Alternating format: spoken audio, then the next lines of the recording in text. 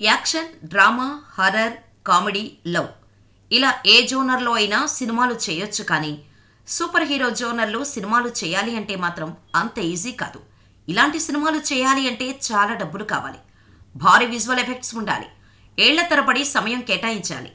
ఇన్ని చేసిన తర్వాత కూడా సరైన అవుట్పుట్ వస్తుందా అంటే గ్యారంటీ ఇవ్వలేని పరిస్థితి.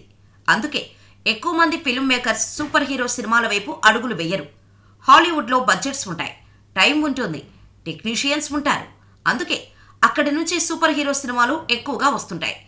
ఇండియన్ మూవీ లవర్స్ కూడా హాలీవుడ్ సూపర్ హీరోస్ని బాగా ఆదరిస్తూ ఉంటారు.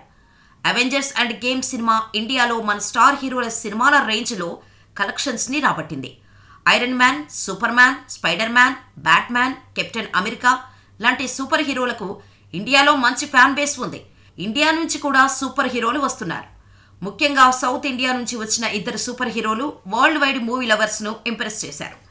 గతంలో మలయాళంలో రిలీజ్ అయిన మిన్నల్ మురళి, ఇటీవలే తెలుగు నుంచి వచ్చిన హనుమాన్, ఈ రెండు సినిమాలలో బడ్జెట్లో సాలిడ్ కంటెంట్తో తెరకెక్కినవే. ఓవర్సీస్ ఆడియన్స్ను కూడా ఈ ఇద్దరు సూపర్ హీరోలు ఆకట్టుకున్నారు. ఫ్యూచర్లో ఈ సూపర్ హీరోలు ఏం చేయబోతున్నారు అనేది తెలుసుకోవడం కోసం సినీ అభిమానులు ఎదురు చూస్తున్నారు.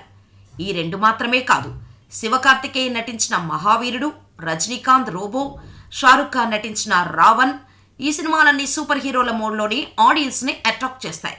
ఈ చిత్రాలు ఇండియన్ సినిమా సత్తాని ప్రపంచానికి తెలిసేలా చేశాయి.